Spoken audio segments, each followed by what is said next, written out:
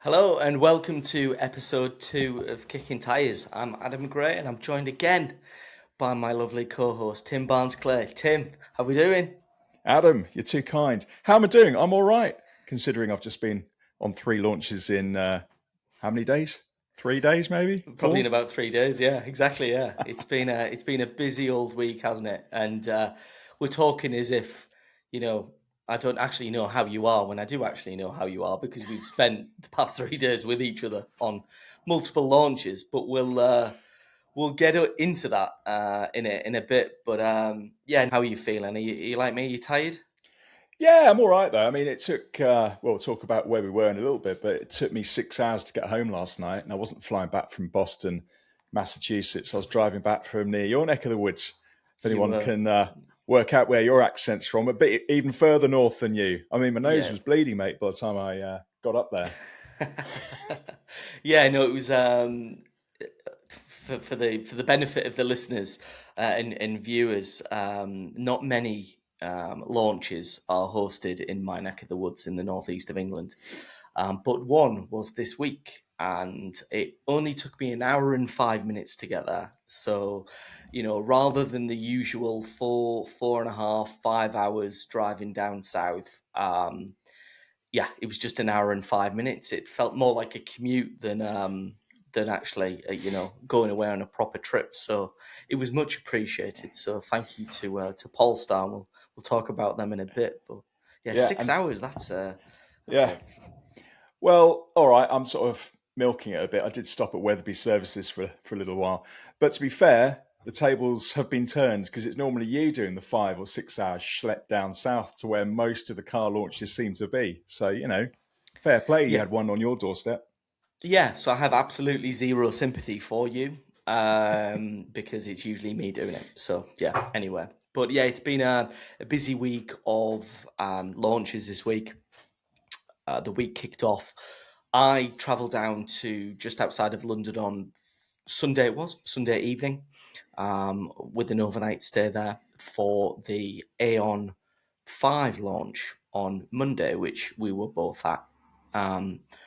We'll talk a little bit about that, but we can't talk too much about it because when this podcast goes out in the next couple of days, the Aeon 5 will still be under embargo, so we can't give our driving impressions of it, but we could talk about it generally.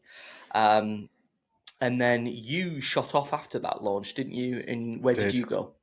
I did. So that was only about 40 miles away towards Bicester, Oxfordshire, to the Cherry Tiggo 4 launch, compact SUV. I'm not allowed to say too much about it either because there's an embargo on that one. Although I think the driving impressions are the only things that I'm not allowed to speak about. But effectively, it's an SUV. Surprise, surprise. It's been a week of SUVs. Yeah. All 3 launches this week that I've been on have. No, sorry, I've not been on 3. I've been on 2. You just You've been feel on like 3. you've been on Sorry. 3. I've been I on feel 3. like You've been on 2. Yeah, I've been on 2. You've been on 3. All 3 though have been SUVs, haven't they? Yeah. But then everything is an SUV these days because being on the Volvo ES90 launch the other week, to me that looked like a saloon / fastback. But having interviewed Jack Munford, who's Volvo's head of fleet, he was telling me it's all things, including being an SUV. Because it's got apparently a slightly raised ride height. I had to squint to see that. But yeah, everything's an SUV now. Just call everything. Yeah, just call everything an SUV. Your motorbike's an SUV. I'm just being slightly facetious there, but I'm just wondering, right? You know the Aeon that we were talking about just now? Yeah. Some people say Ion, some people say Aeon, right? We know it's Aeon though. It's but we not know. Ion. We know because we asked, didn't we? The main man. We asked, yeah. Yeah. So before I say it, and much like we did at Changan, now I have to consciously think about how I pronounce it so I don't say it wrong. So I don't want to get a slap on the wrists from the PR people at both those brands. But it's Aeon, and it's Chang'an, not Chang'an, and it's not Ion. Yeah. Okay. We've cleared that up And, now. well, there's another thing to clear up, right? So everybody else is talking about it as the Aeon 5, including you. Is it the Aeon V? But it's not called the 5. I don't know whether I should know this really. I think it might be the V. It's not the Roman numeral. I don't think so. I might be completely wrong. I should know this So actually. how can we ask how you pronounce the brand name, but not ask how you what the model's called? Well, Yeah. again, it's something else we're going to be coming on to, which is I was Googling it prior to this recording, and it's about a car I'm going out to see, which we will come on to in a bit, that's being unveiled in Milan. And it wasn't just Yes. about the model, it was about the whole brand. Again, like Geely.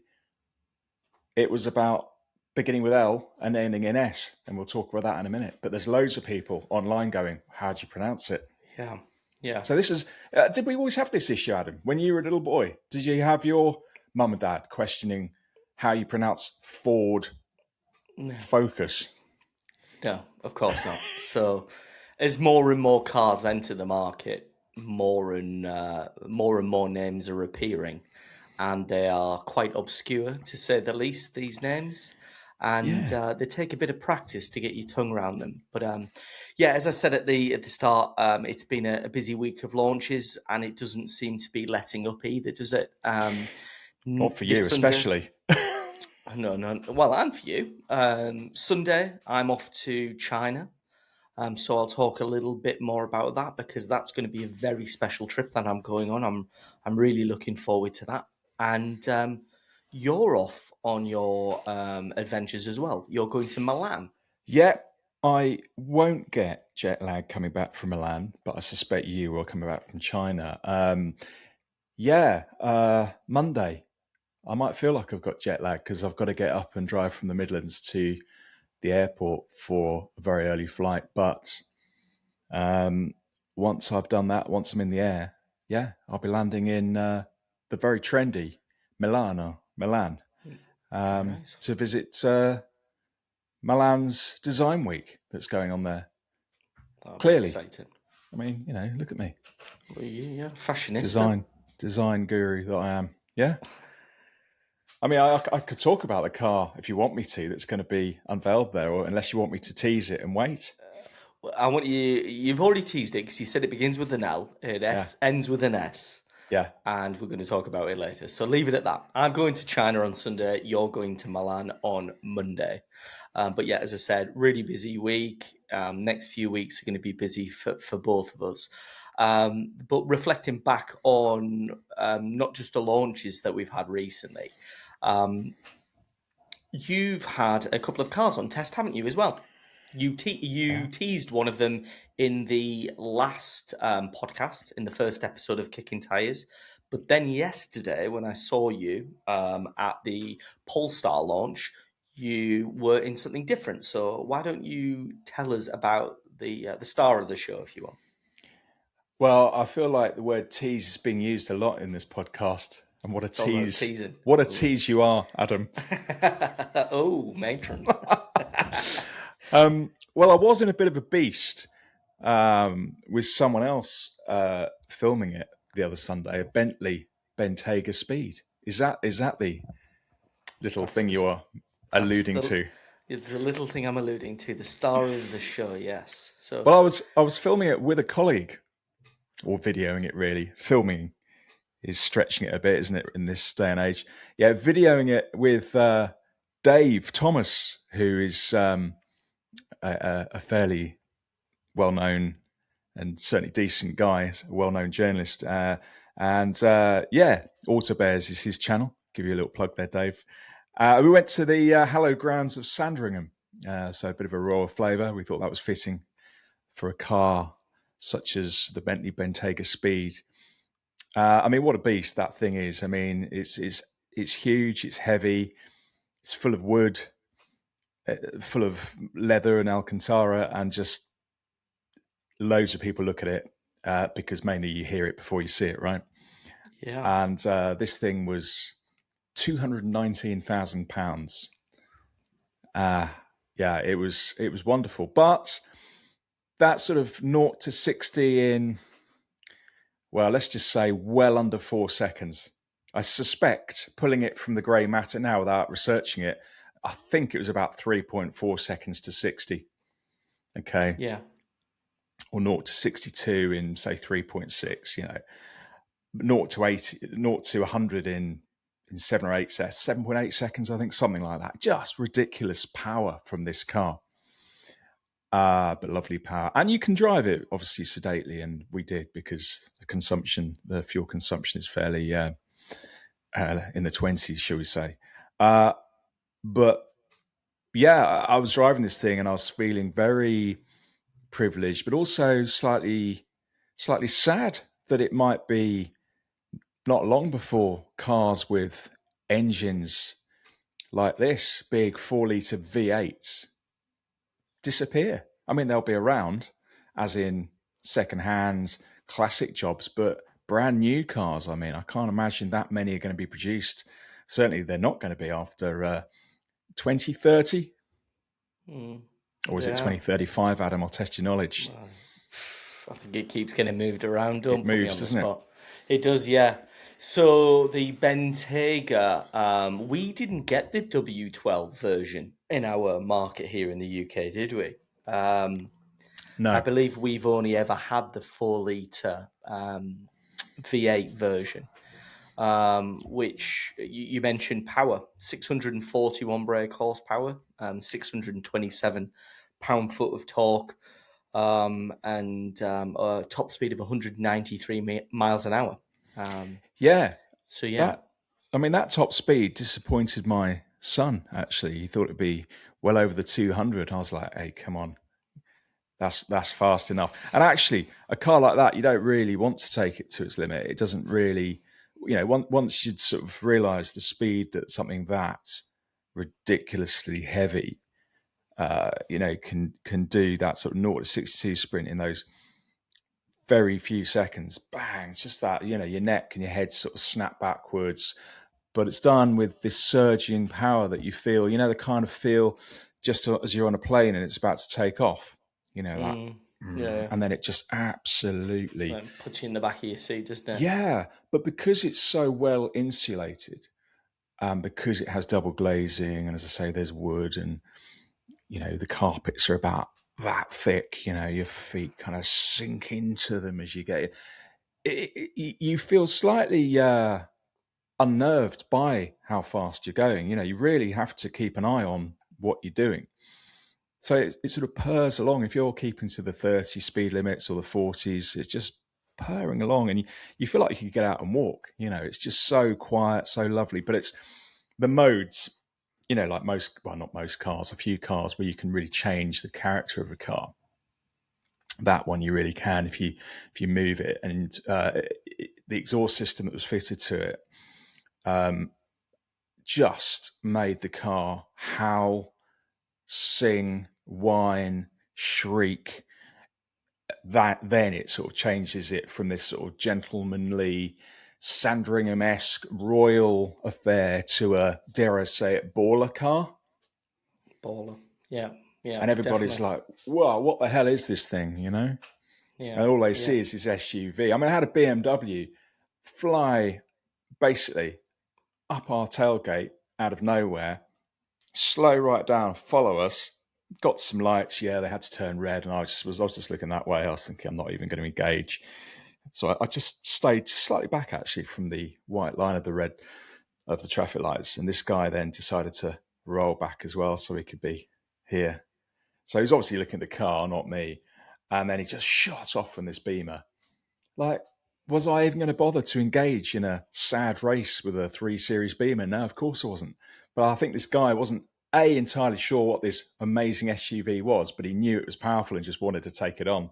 So it's weird how, on one hand, this car is more expensive than a lot of people's house would ever be. But on the other hand, it's yeah, as I say, bit of a baller car. Depends the color you have these things in and the interior. This one had a yellow flash and some yellow piping. Okay. So it did look. It was green and yellow. So I was taking the Mickey going to Norfolk, going almost like the Canaries, same color as Norwich City Football. Not Nice. quite, a little bit too dark, that green.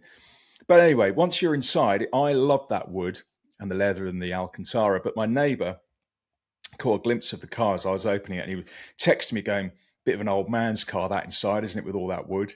So just, a car with all sorts of divisive opinions flowing all around Yeah. it. Yeah, that's interesting.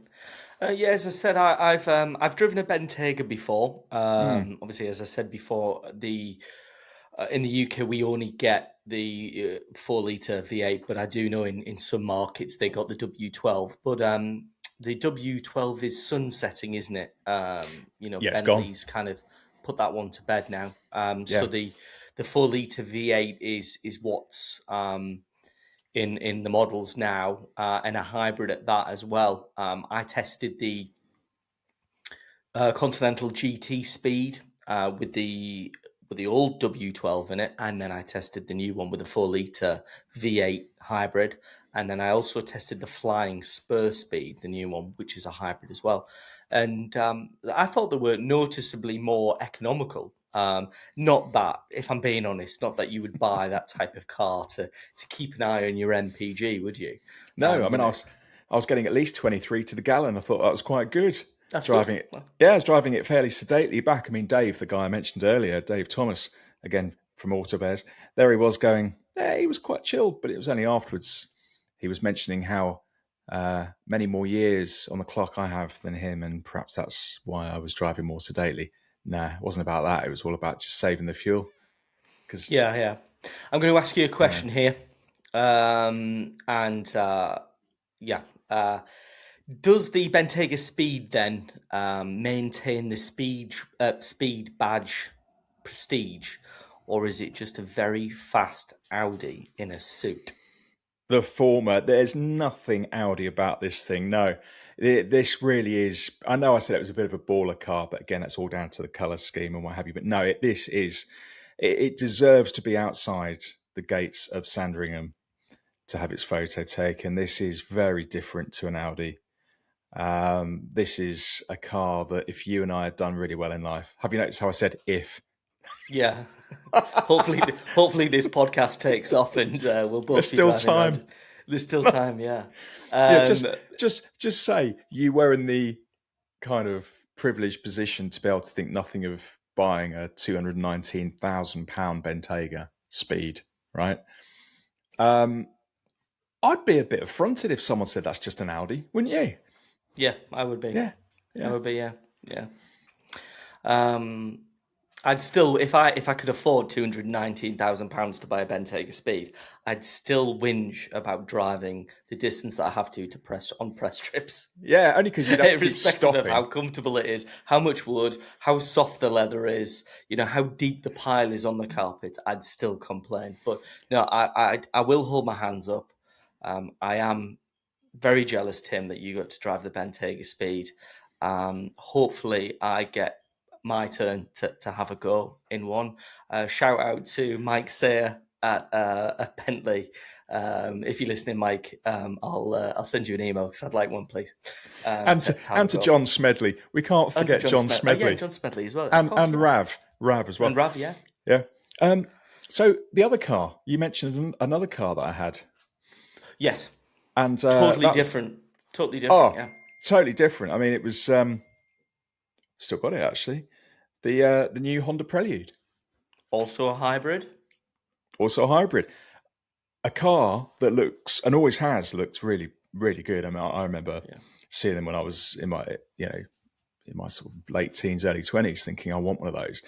And then in about 96, 97, they really changed the look of them.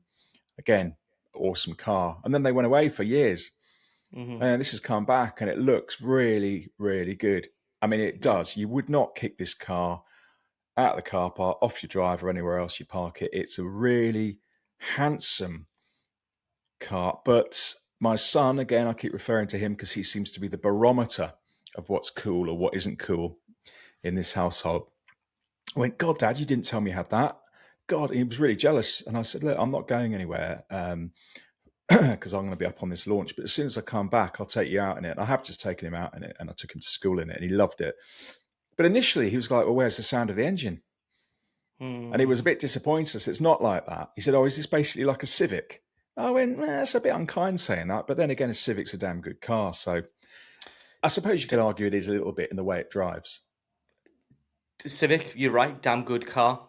But my biggest bugbear with the Civic has always been that it's never really sounded as good as it drives or as good as it looks, because they are a good looking hot hatch. But yeah, that's always been my biggest bugbear with the Civic Type R, is that it goes like stink and it handles really well, but it just doesn't have that kind of soundtrack to kind of round it off nicely. True, but when it comes to the Prelude, that car really I got to know well, having driven up to near Kielder Forest. Did you say Kielder? Kielder, yeah. Yeah, Kielder Forest, which is way up beyond Newcastle. And not far off the Scottish border. Not far at all. And beautiful. What a beautiful place. And some amazing roads too. Anyway, I drove from sort of way down at the bottom of the Midlands, sort of nearer to the southeast, really, nearer to Bedford, straight there. Didn't even stop. Quite proud of my bladder, I was telling you at the time, more than anything. Didn't have to stop. So, I was doing well over 50 to the gallon in this Prelude. I kept it in comfort mode. I wasn't in GT mode or sport mode or even sport plus mode, which, kind of changes the character of that car a little bit. But anyway, kept it in comfort all the way up there, purely to keep the old sort of miserly side of me happy, so I didn't have to fill it up. And very comfortable, very pleasant. But it was only really on the way back where I took a bit longer, 6 hours getting back. I think I took 4 up there. 6, I did stop. I did muck around. I did put 25 quid's worth of fuel in it. And I did end up having a little bit of a hoon in GT and then Sport Plus mode. And there's a kind of a fake engine sound that comes from it. And you can, again, have a bit of a fake paddle thing going on, and you can play around and change the tone. And it is good fun, and more so like all cars like that on the sort of back twisty roads rather than stuck on the A1M as I was for most of that journey. But I think it's a car that will please people purely for looks alone. I wouldn't kick it, as I say, out of my driveway. What did you think of it? I think you saw it, didn't you, briefly? I saw it in the car park of the hotel where we stayed on the launch that you're referring to. And interestingly, did you see the second one that was there? No, you told me someone had it. Yeah, somebody else had one as well on the launch. So another journalist must have had one that was, I think they'd arrived for the next rotation. So we were on the second rotation. They must have arrived for the third, and they had one. But yeah, nice looking car. Yeah, handsome thing. What colour was the other one in? I never got to see it. Same as yours, I think. Oh, was it? It's kind of a... Yeah, I'm pretty... Is it like a silvery colour? Mine was, how can you describe it? Kind of like a ceramic. So, yeah, not white, not beige, not cream, but somewhere as a mix of all of that. I'm pretty sure, don't quote me on this, but I'm pretty sure the other one was the same colour. But yours was facing forward. Yeah. When I walked from my car, and I could see yours, and then when I spotted the other one the day after, it had its back to me, so I could see from both angles, and then I could see the side of yours. So I got a decent look at it. But yeah, well, the reason I'm doing that, because I'm looking, because it's parked out the window, and I'm thinking, maybe you could call it grey. I don't know, but I tell you what. It's one of those cars, when you park it up, you want to keep looking back at it.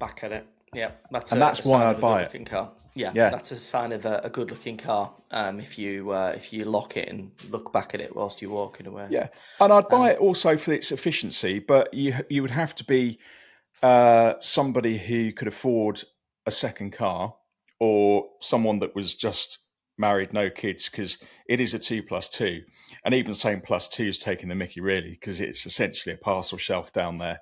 Yes, It's got seat belts. Yes, you could get 2 tiny weeny little toddlers in there, but my seat at 5'11" was pushed right back against it. Yeah. So even then, it's questionable whether you could really get a child in there. So if anybody wants to read your reviews of the Bentayga Speed or the Honda Prelude, where can they find those reviews or videos that you've produced around those? So the Bentley Bentayga Speed is just written up. That is going to be in the next issue of Waterfront Luxury Lifestyle magazine, which goes all around the northwest of England and to football clubs, hotels, airports, train lounges, and bizarrely, it's also available in Canary Wharf. So that's going to appear next month in there. It'll also appear on Dave Thomas's channel, Auto Bears, in the next couple of weeks as a full video review. The Honda, it's still with me, so it's not quite written up yet, but that will probably appear in Business Link magazine. So it'll be in the East Midlands, and then also Business Link for Yorkshire and Lincolnshire. So it'll be up there too. Nice. Any business folk that fancy not giving up on sexy looking cars, it would still work, I think. The efficiency on that one, it would be a good car for them. Yeah. Very good. That moves us nicely on to the other car that we've both driven recently, the launch that we've just been on most recently, which was the first UK first media drive of the model year 2026 Polestar 3. We've touched on. That launch was in my neck of the woods in the northeast of England. We stayed at the very, very lovely Matfin Hall, didn't we? Oh, there we did go. indeed. We did, yes. You've got yours there, with Here it is. Yeah. So there we are. We were given these little models, weren't we? Yep. Of the Polestar 3. Yep. Nice. Yeah, as I said, Matfin Hall, lovely hotel. We both got there on Tuesday after. Can't even remember what day. You've lost it as well, haven't you? I think it was it? Was it Tuesday or Wednesday? What day is it today? Tuesday. Yeah, it was Tuesday. So we got there. Monday, as I said, Sunday I went down to High Wycombe, overnight there. It was the Aeon 5 launch for me. You did that on the morning, then in the afternoon you shot off to the Cherry launch, didn't you? Yeah. Cherry Tiggo 4 CSH. And then Wednesday, I then headed home Monday night, overnight at home. And then on Tuesday afternoon, we both headed to Matfin Hall for the Polestar 3 launch. Overnight there, great team, lovely people, great food. I really enjoyed that launch. Me too. And then, me too. Yeah, and then we got to drive. I got to drive two variants of the new Polestar 3 yesterday.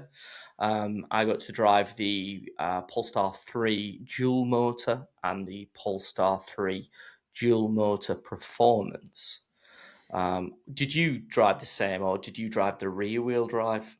So I did the rear wheel drive second.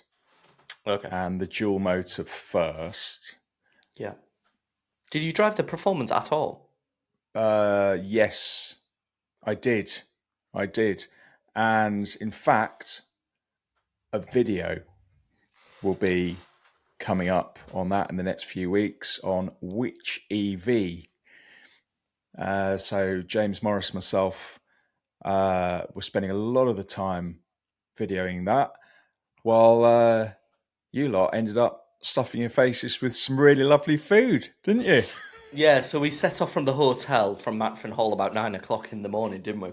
And I was paired up with Tommy, who is a content creator, influencer, absolutely lovely guy.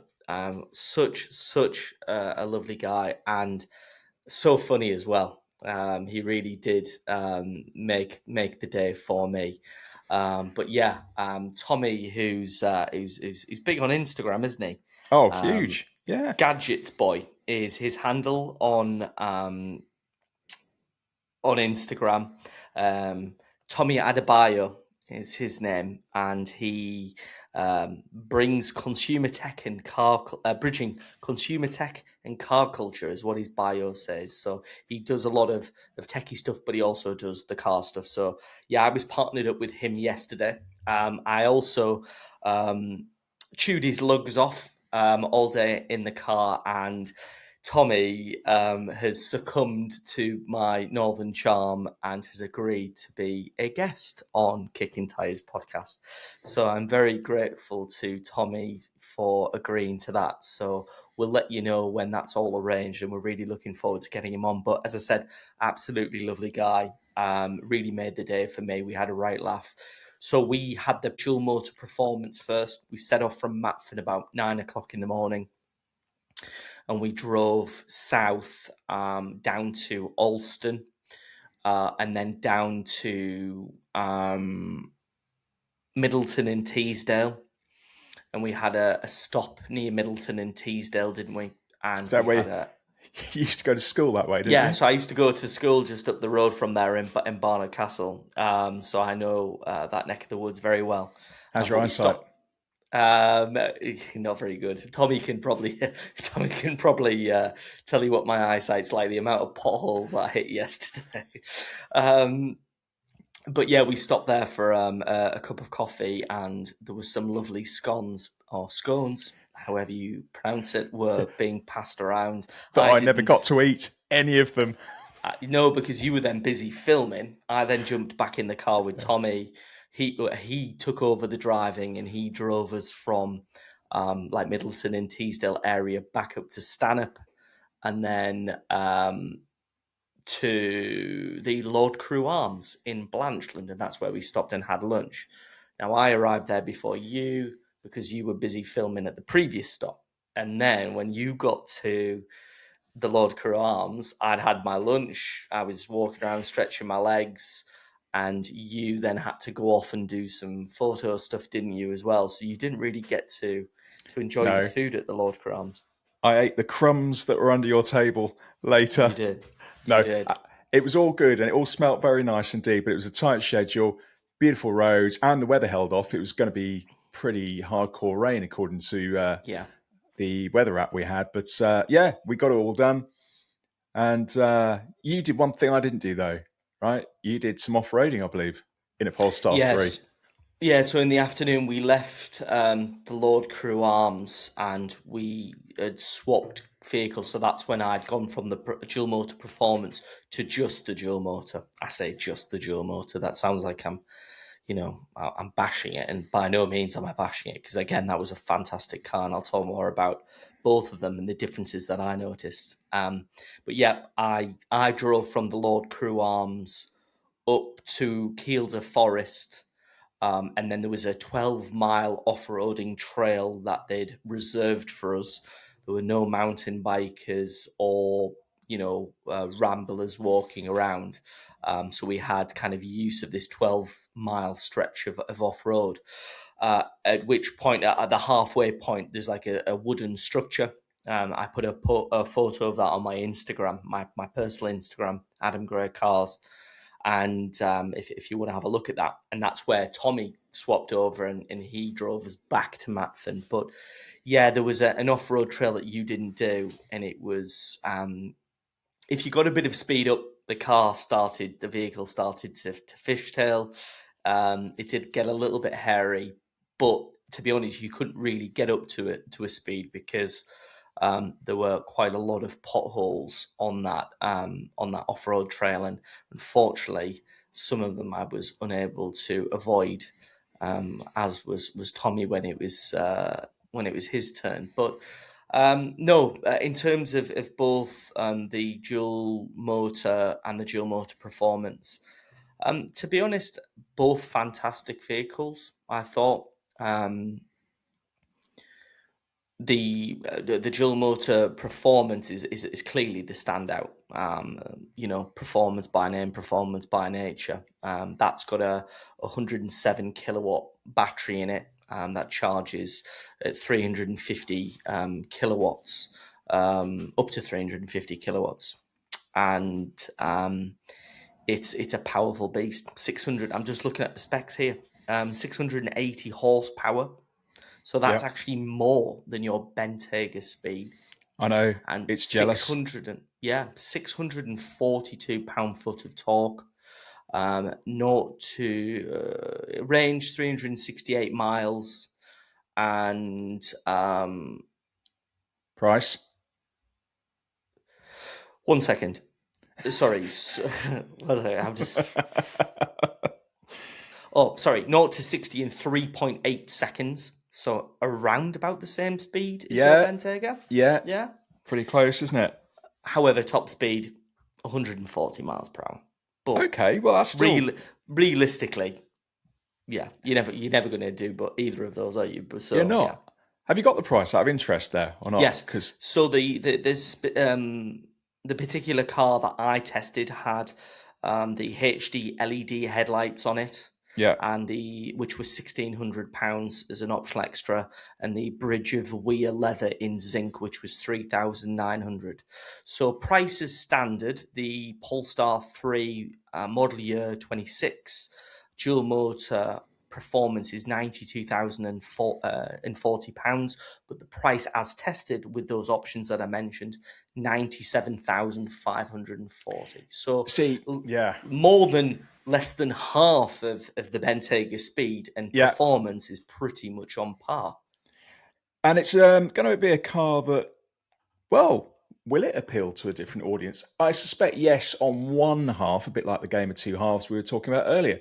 It might well appeal to a baller, like this car, the Polestar. But again, I can also see it potentially outside of the gates of Sandringham, but it hasn't Yeah. quite got that. Yes, of course, because it's a young brand, but it hasn't quite got that regal feel, has it, compared with a Bentley?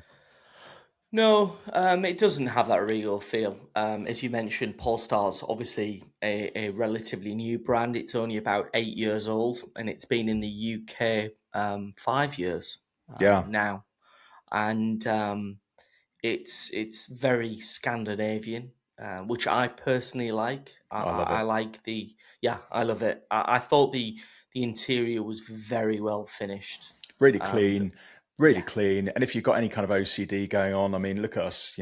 You've got a bit of a neater, nice background behind you. I've just got a really boring, plain white background. Look at that. Or on the bigger, wider shots, you'll see all the junk and stuff over there with the plant. But ultimately, I love a nice, clean, yeah, simple yeah, car. All right, that's a bit of a contradiction, I suppose, because the Bentley I enjoyed the wood, but again, that was quite nicely yeah. finished in its way. Again, not overly fussy. Um, but yeah, the Polestar has a far sport. Even though that Bentayga Speed is capable of sporty, athletic figures, the Polestar is absolutely a sporty EV, isn't it? Yeah, But very. also premium. You can sense there's luxury. You can sense it's the kind of car you're not necessarily going to ever feel shortchanged spending all that amount of money. There's Oh, an you got an ice ice cream cream van. van. It was Yeah, last week. Last week it was a it was siren. the. No, it was a siren. It was a couple of weeks ago. It was a siren. It was my Bluetooth speaking to me. Now, do you want a 99, Tim? Will that cheer you up? Do you want a Actually, it 99? would. That would be It would. great. It'd be nice. Yeah, yeah. Hang What's he on, I'll trying to just do run to you? The outside. ice cream van. He knows you're recording He, this, doesn't he? he knows. He knows. No, going back to what we were saying about what you were saying about the Polestar, about it being a sporty SUV. I thought, and this is my personal opinion, that it was quite deceiving, because when you sit in that cockpit of the Polestar 3, um, I thought it felt very sport car esque. Yeah. You felt very cocooned in. The bolsters hugged you nicely. It had a very sporty feel about it, and for a moment, you could be convinced you were behind the wheel of a sports car. And certainly in terms of the performance, the torque, and it definitely felt like a sports car. I really played around with the settings. I played around with the steering feel. I played around with the suspension as well. And I obviously put it in a performance mode to really wring its neck. And But where, as I said, it was deceiving in the sense that you felt like you were behind the wheel of a sports car, but you were quickly reminded that you were reminded of what you were in. If you left your braking ever so slightly late, and you had to really, um, you know, hammer the anchors, then it reminded you there was a lot of weight behind you, and that in fact you were in an SUV. That's not to say the brakes aren't good, because those Brembo brakes Oh yeah. that sit behind, those 22-inch alloy wheels that looked absolutely fantastic. Um, yeah, they were exceptionally powerful, but they need to be because of the Oh, power that's on tap there. Yeah, absolutely. I mean, when we were making the video, we were asked, what is this car? Possibly because of the attention we were giving it. But I mean, the one I spent most of the time with, to be honest, was priced a standard 84,540, and we were in the color Storm, which suited the car really well. yeah, There was snow and storm mainly yeah. there. What did you have? I think you had storm, didn't you? At one point, I got dark. pictures. I got pictures of one that was magnesium. Aha. Um, and then I think I also had time in a storm and one in a. Yeah, I don't know. I can't remember. that's it. Well, this one really works because the color inside. So it was charcoal with this sort of aluminium deco going on. Hmm. But on mine, so the optional equipment was this Storm was metallic paint. So that was £1,000, £1,000 Hmm. flat. But what's really included in the car, you get the Pilot Pack, Plus Pack, Prime Pack, bio attributed Microtech in charcoal, Yeah. So privacy glass sides. that's the vegan-y leather, isn't it? That's If you want to exactly call it. it that, yeah. Yes, exactly it. Climate Pack and premium sound. Of course, you're going to Yeah. get premium sound by. Do you remember who it was by? Bauer and Wilkins. Exactly, and they Yeah. are. Or I mean, that is a fantastic system, isn't it? That's apparently a 2.5 grand system that they're including in the price, and what a fantastic system that is. Tommy, much more technically minded than I am, was playing around with the Abbey Road Studios setting and the Dolby Atmos and stuff, and he had some questionable music playing as I was driving along on the off-road section, and I had to say to him, "Is this really, is this to get me in the mood? Because it's not working, Tommy." But no, great. I mean, I'll be honest. As I said, I drove the dual motor variant after the dual motor performance variant, and there are obviously the noticeable difference is the power and in the handling. It's definitely a bit sharper, the performance variant. But that's not to say that the dual motor isn't a great vehicle, because it is. And as you mentioned, I think you said yours was about 12 grand cheaper than the performance that I tested. Um, Yeah, and then you got the rear wheel. You didn't do the rear wheel I drive one, didn't did do you? the rear wheel drive. No, That no. that was no, that was an experience as well. I think you could have a lot of fun in that. Yeah, But yeah, that'd be cool. the power was down, but it was still just from the nature of the way any rear wheel drive can't even speak, rear wheel drive car operates. Imagine 680 horsepower and it being rear wheel drive, though. Yeah, it's a Exactly. recipe for disaster. But actually, that car. I don't know if Kim, PR guy Yeah, at Kim Polestar, Palmer. showed you later today as you were leaving The for buttons. the buttons Model Yes. 27. Yeah. Yeah, so Model 27 on the steering wheel buttons. In the Model Year 26 that we were testing during the day, it didn't have, the buttons were just black. They didn't have any kind of markings on them. However, Kim Palmer, PR for Polestar, showed me at the end of the day Model Year 27 was parked outside the hotel, and he said, "I want to show you this." And they have little white markings, don't they, on the buttons, which is useful. Yeah, you're not guessing what the buttons are. No. And as EVs go, it's a lot quicker to charge these days Yeah, with an yeah. 800-volt architecture. The range is really good. Can you remember the range off the top of your head? I think we're looking at 300 and, as I said, I quoted it before, didn't I? 300 and, 1 second, sorry. Certainly around the 300 mark.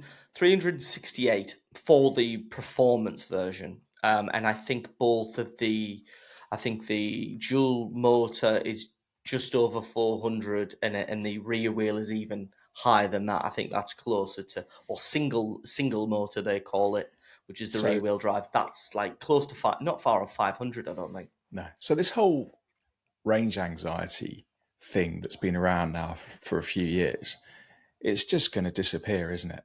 Yeah. Because I was chatting to one of the Polestar chiefs, having an interview a bit earlier before we'd driven, and he clearly has a Polestar, and he was saying, he drives from his home in London to Polestar's HQ in Bicester. He drove up to the launch way up north, and he says, I drive it not like some people drive an EV with all the aircon turned off, the windows up and everything else. Just drive it like a car. And that's how you should drive an EV, just like you would a petrol or diesel car, not constantly paranoid about your range running out, this, that, the other. And this is a good thing about a car like the Polestar 3. The latest version is absolutely the kind of EV you can drive without constantly looking to see how much charge you've got left. Yeah. Great. Both of the variants that I drove were, as I said, were fantastic. I wouldn't mind more time with them. So I'm hoping that I can arrange loans of those in the very near future, hopefully. But we'll move on because we've got quite a bit of other stuff to talk about. As I said, this Sunday, I'm off to China. You might be wondering, why you're going to China? Who are you going to China with? Well, I'm going to China with XPeng. XPeng have kindly invited me on a trip over there, and it's a very special trip because I'm going to be seeing firstly the land aircraft carrier. In other words, XPeng's flying car. Now that is going to be cool. I don't think I'm going to get to go in it, which I'm kind of glad about. Yeah, because I don't know whether I could trust it. And that's not knocking it by any means, but yeah, I'll have done enough flying on the flight over there, so I don't think I need to go in the flying car. So you're going to be watching a demo of that, and then we're going to be testing the XPeng's VLA 2.0, which is their full self-driving tech. So I'm excited about that, but also a little bit nervous because it's going to be busy streets in China, lots of moving obstacles. So I'll see how the VLA 2.0 fares.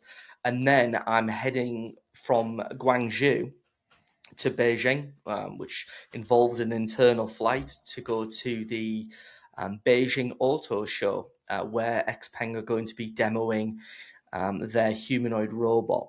So I'm really excited about that trip. As I said, I go on Sunday.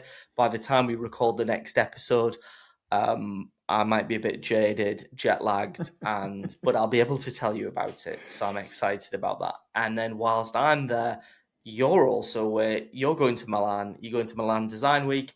Please tell us why you're going to Milan Design Week.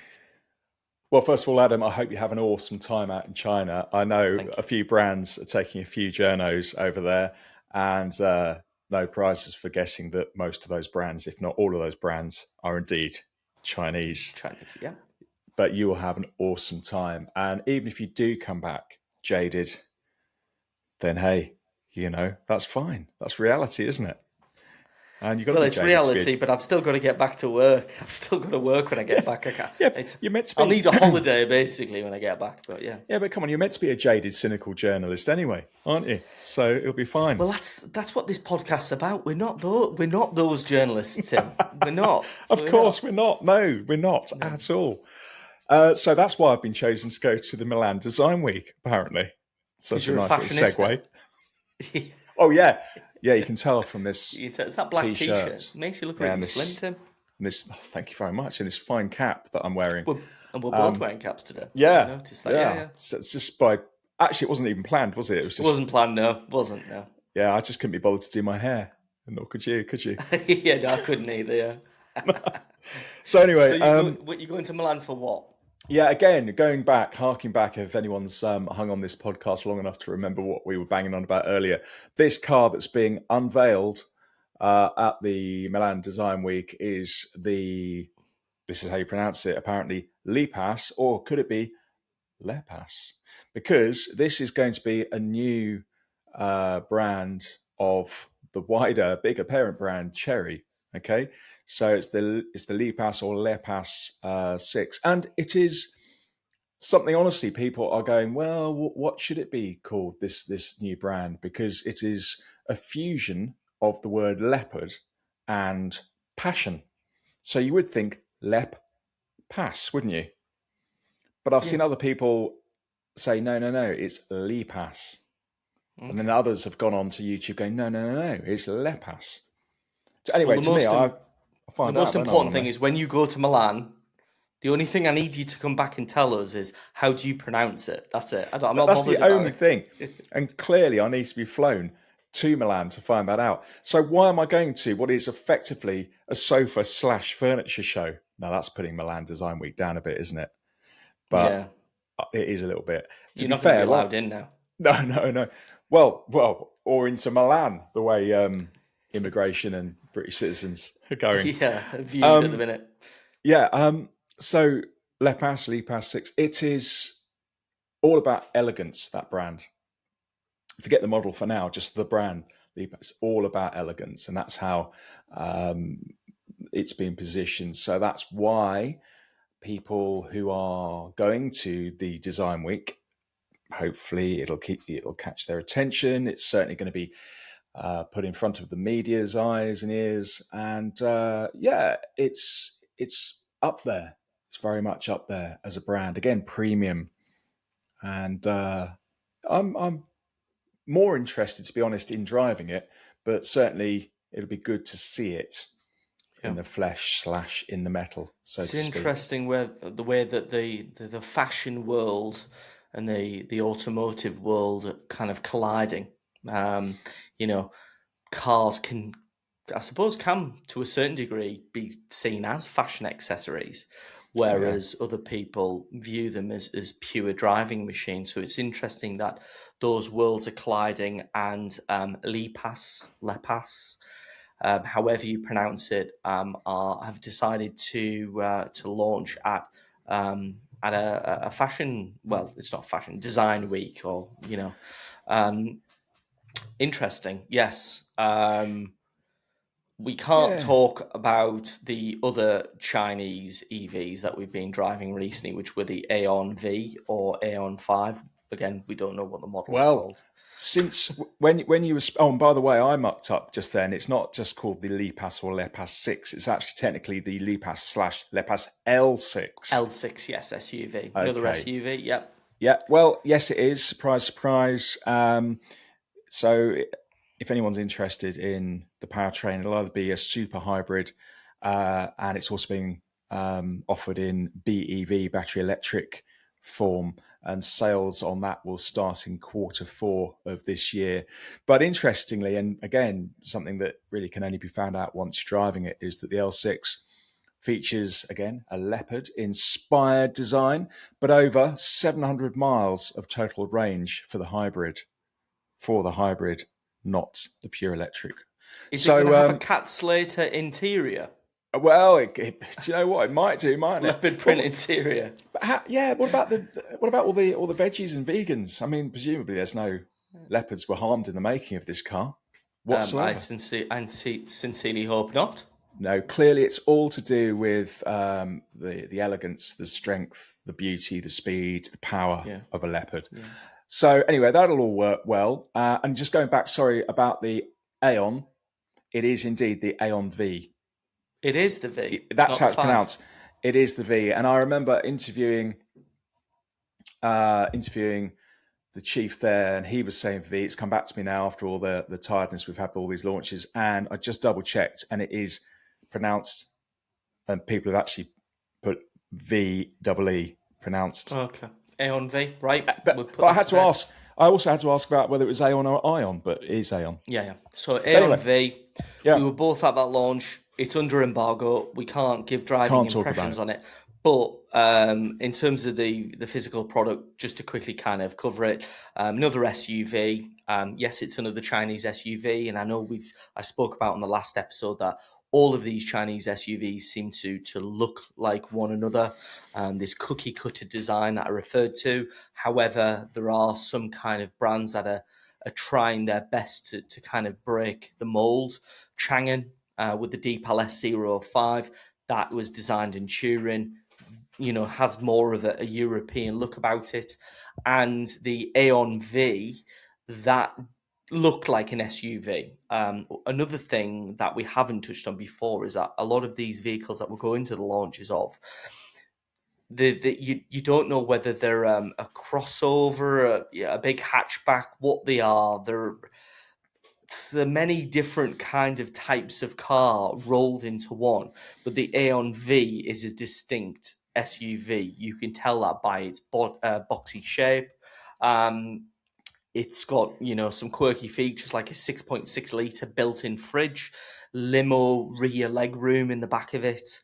So it'd be interesting to see if Aeon, which is part of GAC, will make UK buyers move away from the more established names, the likes of your BYDs, or even non-Chinese manufacturers. And then you were at the Cherry one. Do you want to give us a quick summary of that before we move on? Yeah, the Cherry Tiggo 4. Again, I can't say anything about the driving impressions, but it's basically it's about value. Yeah. So it's a car you can get for under 20 grand, and it is, it's a car that is very pleasant. It's comfortable, spacious enough for the family, but not overly big that you then go into a multi-story car park with it. It's just very affordable, and we don't know about the reliability, but we do know that Cherry, like a lot of brands now, offer huge, very long warranties. So again, it's all about peace of mind, choice. So we are moving quite quickly away from the legacy brands, aren't we? Very quickly. All sorts of people talking to me now going, oh, what's this? What's that? Oh, I've seen this. What? People don't necessarily know yet that, for instance, Cherry is the same company that owns JQ, Amoda, and soon to be Lipas/Lepas. So there is, I think, a bit of a confusion thing going on. But do they need to know, I suppose, if it works, if it's big enough, if it's cheap enough, if it's reliable enough? To some people, if it drives well enough. I think almost the way something drives is the last thing people care about these days, as long as it just works and is safe. Exactly, yeah. I mean, well, you say that, but I don't know whether that's the general consensus, because from what my personal experience and what I've read and what I've viewed online, the vast majority of these Chinese SUVs that are coming to market, as I've said, all look very similar. If you were to take the badge off these vehicles, would you really be able to identify one from another? Probably not. However, as I said, Chang'an Deepal S05, the Aeon V, they do look remarkably different from the others. But another area where these Chinese SUVs have come under a bit of flack is around the driving dynamics. They're not particularly, thrilling to drive. They're not bad to drive, but I think it does raise a valuable point, because I do think, for the average person, obviously we drive a lot of cars. We're in a very fortunate position that we know what's good and what's not good, I suppose, is probably the best way of putting it. But for the average person, do they really care? My understanding is the market, really, the UK market is said to be one of the most demanding in the world. And these manufacturers that are coming to the UK aren't just launching cars for the sake of it. They are really having to do their homework on what it is that we want. So, and the recurring themes seem to be around luxury, or an element of luxury, but on a budget, value for money, obviously reliability, um, economy, and yeah. So if you want to call it LVR pillars, luxury, value, reliability, I suppose are the core pillars. Um, so and the other thing is obviously we have very unique roads, and these brands are having to invest a lot of time and money into researching what our roads are like in order to make sure that the suspension setups on these vehicles that are coming to market are appropriate and suitable. So, but yes, I think Yeah. for the vast majority of people, if you tick those boxes, I think you could be forgiven for it not being the most dynamic of I cars to think drive so. through. I mean, I was chuckling then about us having, you put it very kindly about the United Kingdom having very unique roads. I mean, they are getting even more unique, the amount of potholes in them. And we've talked about potholes before, but I question A, how quickly you can really drive a car and how dynamically you can drive a car. A, because of the amount of speed cameras in this country. B, because of the potholes. And yeah, we're in Ireland at the end of the day. We haven't got great big freeways like the US, but people commute. There are lots of people I know that treat cars as white goods. They do the school run. Their Mm. lifestyle is very different to mine. You'll think nothing, as we've said, about driving 5 hours south. Similar to me the other day, I'll think nothing of going to the airport, Gatwick, Heathrow, whatever it might be. Some people look at me and go, "What? You drove all that way to, say, Norfolk and back in the same day?" I love driving. You like driving. But I think it is also about not just your lifestyle, but about your age and about your experience. As much as I would love to drive at 200 and whatever miles an hour or 193 miles an hour in a Bentley Bentayga Speed, I wouldn't be doing this job very long if I was to do that Yeah. on our roads. Um, if you look at, you have to stereotype in some ways. All right, let's talk about my family. When I'm in a rush, like I was this morning, I couldn't give a toss what I was in to get to do the school run in. I just wanted the car to start. I wanted it to get down to the school run, drop the kids off, weave back through all the terrace streets, through the traffic, and get home. And there are cars I've had in my life where they just wouldn't start, or they played up, or the kids used to moan and complain because I'd have a two-seater. I had a little 1 Series BMW that I loved, but the kids hated it, having to constantly move the seats forward to get in the back. The boot wasn't big enough, blah, blah, blah, for the shopping. I couldn't have given a damn about all that. But ultimately, if you want a family car, it's a very different proposition to wanting a car, say, that I would want, Yeah. to please myself. Yeah. And does anyone care? At the end of the day, I've always been very precious about my own cars. I don't like to park them in a car park next to others so that they get dinged or scratched. I do like to open them up when I can and where I can.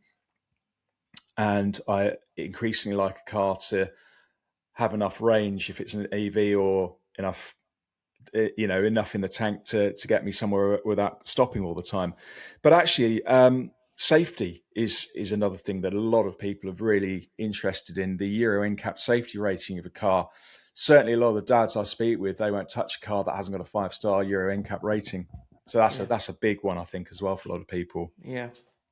Yeah, and I think at the end of the day, if you want a car that's practical to, haul the family around, carry everything but the kitchen sink, then you're probably likely to go for an SUV. And at the end of the day, SUVs aren't intended really to be driven in that manner. Unless it's obviously a performance SUV like your Bentayga Speed, because the characteristics, the traits that SUVs have, with that higher ride height comes a higher center of gravity, and therefore a certain amount of body lean and body roll.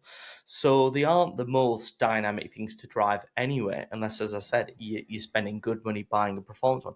If you want to drive like a lunatic, or you want a spirited drive, and you want to haul loads of stuff around, buy yourself an estate car, because they drive much better than SUVs because of the lower center of gravity. I know you're probably thinking, yes, but I'm not an old man. Um, I'm a massive advocate for estates. I think they're actually more practical. Not only are they better to drive than SUVs, but they're more practical. But then again, I am an old man, so I am bound to say that. If you're an old man, what am I? Listen, I've always loved estate cars. My dad had estate cars. I think some estate cars or, shooting brakes actually look better than saloons or Yeah, hatchbacks or certainly SUVs.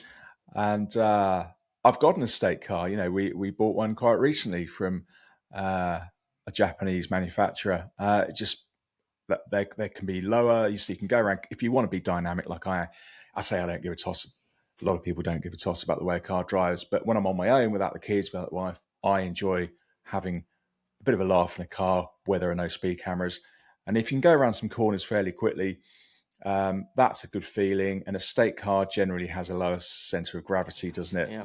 That's what I handle by But I just saying. like the look of them, and it's great, as you say, lift the tailgate up, whack a load of stuff in, drop the seats down if you don't give too much of a hoot about the way your seats might get wrecked if you shove an old rusty tumble dryer in there, whatever it is you're taking to the tip. They're just very Practical. practical. Very Yeah, practical, very, as I said, as you've said as well and agreed, better to drive than SUVs typically. My dad, growing up, I grew up in Saudi, and when we used to come back to the UK, we used to have to hire a car. And my dad always insisted that we had a Volvo estate. that's what my dad had as So, well for growing up. you, Yeah. yeah, we spoke about this a couple of days ago, didn't we? So, very good. I'm conscious of time, but there is one more thing that I wanted to quickly touch on before we do say our goodbyes, and that is the March data reality. So, we're talking about buying cars there. The headline versus the truth. So, March registrations were huge of new cars, 380,627 registrations in the month of March. But the mix is the real story. Okay. So PHEVs, plug-in hybrids, they were up 46.9%, and they command a 13% market share. So my first question is, are buyers using plug-in hybrids as a safety blanket because they're not quite ready to go full electric? It's something we touched on a couple of weeks ago when we were talking about the MG Tech Day, weren't we? Yeah, we did. 100%. A lot of people aren't ready to go full EV. It's difficult to pull your mind out of being a motoring journalist because we've been driving them perhaps Yeah. longer than the average punter. To give up your trusty or maybe not so trusty petrol or diesel car to go for a fully electric car is quite a big deal for a lot of people. I live in the Midlands. If you're living where you are, Hmm. or even further north, you may not have as much access Hmm. to EV charging stations, or people perceive that to be the case. The reality is, in the United Kingdom, you're never really that far away from a Hmm. charging point, a public one. If you also have a wall box at home and you are disciplined and you just plug your car in at night, it's all ready to go in the morning, or the other way around, if you've got a shift, then it's just the same as potentially making sure you've got a full tank of fuel. Hmm. And it just involves going, okay, the kind of run you've done and I've done recently, 5 or 6 hours from the north to the south or vice versa, you know that you have to stop maybe what, twice? Yeah, it's usually two times I have to stop on the way down south, but both times are only for about 15 minutes, which is, Yeah, adequate time to go and use the loo in the services, to grab a drink, to stretch your legs, just to take a break, have a bit of a breather from concentrating on driving before you're back in and you're on your way again. yeah, So it doesn't inconvenience me in the no. slightest. Yeah, I think that I mean, the estate car we bought is a self-charging hybrid. okay. So I am, or my So wife, a we're mild one of a the mild hybrid, yeah. we're one of the people that have just decided that's what suits the lifestyle, but mainly because we've got relatives up in the northeast. We've also got them way over in Norfolk, and I do a lot of driving, as I said earlier, although albeit in different cars. But Yeah, I think that it's quite a big ask for a lot of people to suddenly go from what they've always been used to straight to an electric car. So it takes a bit of time to wean yourself off that. And a plug-in hybrid, a PHEV or a FEV or whatever you want to pronounce those letters as, that's a very good halfway house, even if it's Yeah, just 2 or 3 years. yeah. That leads me nicely on to leads us nicely on to talking about full electric vehicles. They command 22.4% of the market share. However, the ZEV or ZEV, whatever you want to call it, mandate target for 2026 is 33%.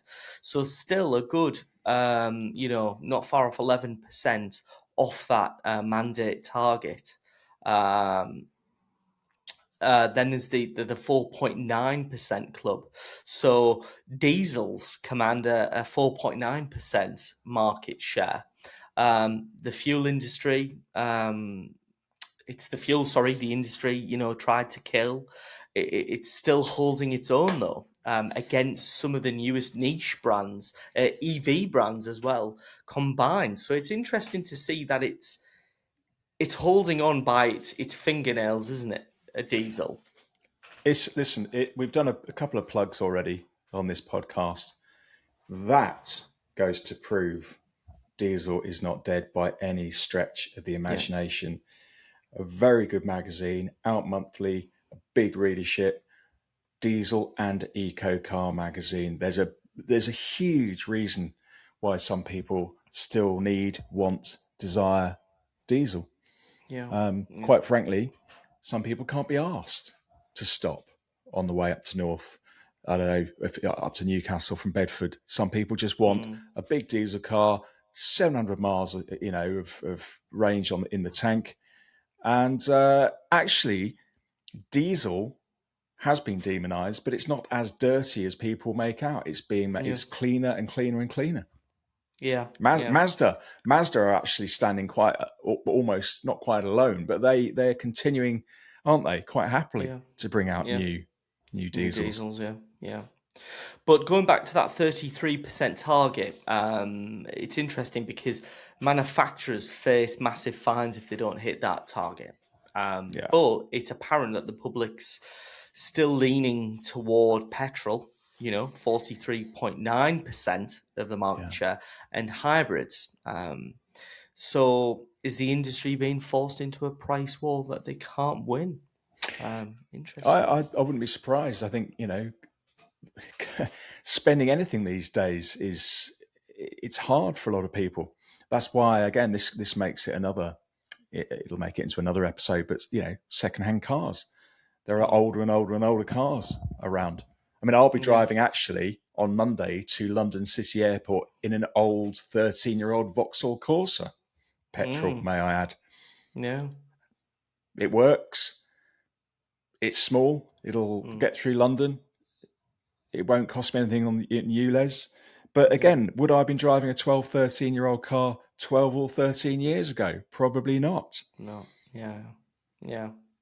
But and they hold their prices as well. I mean, looking Yeah. around for a first car for my daughter, you're still looking at $3,000 Yeah. For for a its half decent 12-year-old Corsa. yeah, it's mad, isn't it? Yeah. Long gone are the days 50 or 100 quid little runarounds. And that's really showing our age saying So that, isn't it?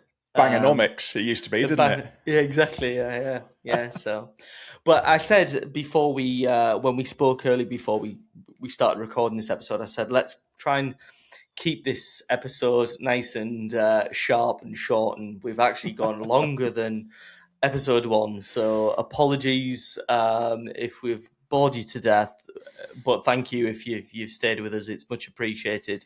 As I said, I'm off to China on Sunday. Tim's off to Milan on Monday. Next time we record, we'll have plenty to tell you about. Don't forget, you can watch the latest episode of the podcast on our website, kickintyres.pod.co.uk. We're across all socials. The platform we publish the podcast on all major platforms, so on Amazon, Apple, Spotify, and YouTube as well.